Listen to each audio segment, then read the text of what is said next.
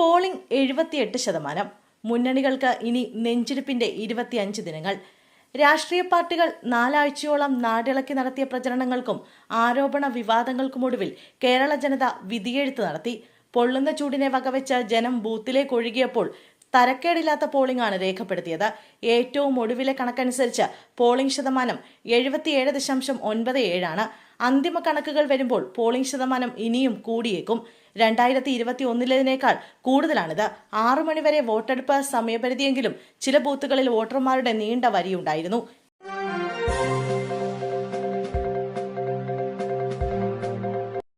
കേരളത്തിലെ വോട്ടർമാർക്ക് നന്ദി അറിയിച്ച മുഖ്യമന്ത്രി പിണറായി വിജയൻ. സംസ്ഥാനത്ത് നിയമസഭാ തെരഞ്ഞെടുപ്പിന്റെ പോളിംഗ് സമയം പൂർത്തിയായതിനു പിന്നാലെയാണ് മുഖ്യമന്ത്രി വോട്ടർമാർക്ക് നന്ദി അറിയിച്ച് രംഗത്തെത്തിയത്. ഫേസ്ബുക്കിലൂടെയാണ് അദ്ദേഹം നന്ദി അറിയിച്ചത്. ഇന്നേ ദിവസം സമ്മതിദാനാവകാശം വിനിയോഗിച്ച കേരളത്തിലെ മുഴുവൻ വോട്ടർമാർക്കും ഹൃദയം നിറഞ്ഞ നന്ദിയും അഭിവാദ്യങ്ങളും രേഖപ്പെടുത്തുന്നുവെന്നാണ് മുഖ്യമന്ത്രി ഫേസ്ബുക്കിൽ കുറിച്ചത്.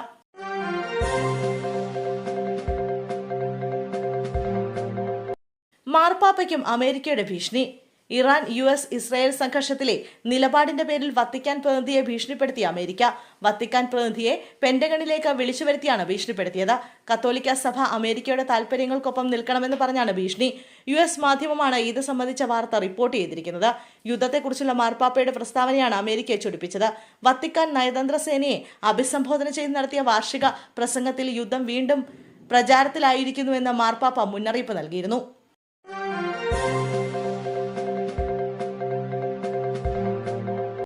ശ്രീനന്ദിയെ കാണാതായിട്ട് ഇന്നേക്ക് 3 ദിവസം. കർണാടകത്തിലെ ചിക്കമംഗളൂരുവിൽ പാലക്കാട് സ്വദേശിയായ 14-കാരി ശ്രീനന്ദിയെ കാണാതായ സംഭവത്തിൽ തിരച്ചിൽ സംഘം വിപുലീകരിച്ചു.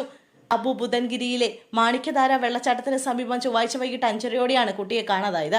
മാതാപിതാക്കൾ ഉൾപ്പെട്ട 40-അംഗ സംഘത്തിനൊപ്പം പാലക്കാട് ജില്ലയിലെ കടമ്പഴിപ്പുറത്ത് എത്തിയതായിരുന്നു ശ്രീനന്ദ. 100 പേർ അടങ്ങുന്ന സംഘമാണ് ശ്രീനന്ദയ്ക്കായി തിരച്ചിൽ നടത്തുന്നത്. പാറക്കെട്ടുകൾക്കിടയിലും ചെങ്കുത്തായ ഇറക്കത്തിലും പരിശോധന നടത്തുകയാണ്.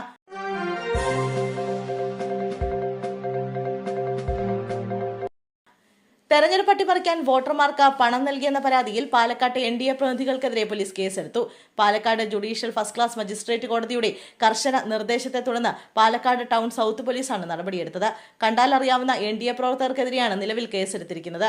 NDA സ്ഥാനാർത്ഥി ശോഭാ സുരേന്ദ്രനൊപ്പം എത്തിയാൽ വയോധികയ്ക്ക് പണം നൽകുന്ന ദൃശ്യങ്ങൾ കോൺഗ്രസ് പുറത്തുവിട്ടിരുന്നു.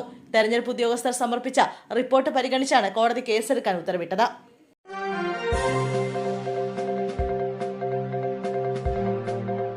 അയിലിൽ CPIM പ്രവർത്തകന് കുത്തേറ്റു. മുല്ലക്കൊടി അരിമ്പറ സ്വദേശിയായ PP പ്രകാശനാണ് കുത്തേറ്റത്. അല്പസമയത്തിനു മുമ്പാണ് സംഭവം. കോൺഗ്രസ് പ്രാദേശിക നേതാവ് കൃഷ്ണനാണ് ആക്രമണത്തിന് പിന്നിലെന്ന് CPIM ആരോപിച്ചു. പരിക്കേറ്റ പ്രകാശിനെ ആശുപത്രിയിലേക്ക് കൊണ്ടുപോയി.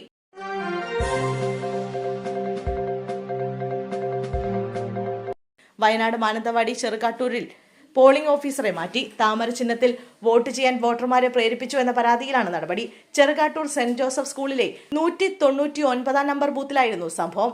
കോൺഗ്രസ് നൽകിയ പരാതിയുടെ അടിസ്ഥാനത്തിലാണ് പോളിംഗ് ഓഫീസറെ മാറ്റിയത്.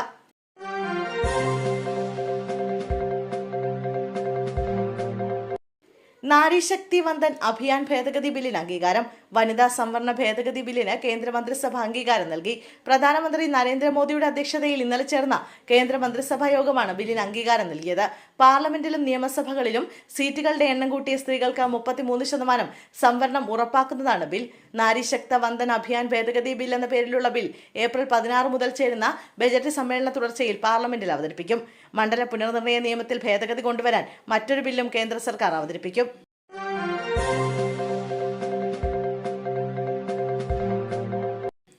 ക്യാമറ ഘടിപ്പിച്ച കണ്ണടയുമായി ബൂത്തിനുള്ളിൽ കയറിയ UDF ഏജന്റ് പിടിയിൽ.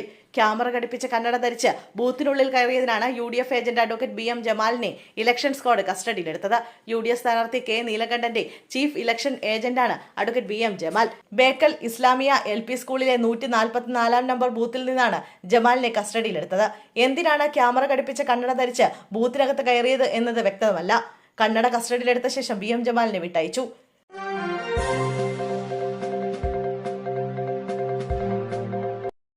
സിമി സജീവിന് ഉന്നത BJP നേതാക്കളുമായി അടുത്ത ബന്ധം.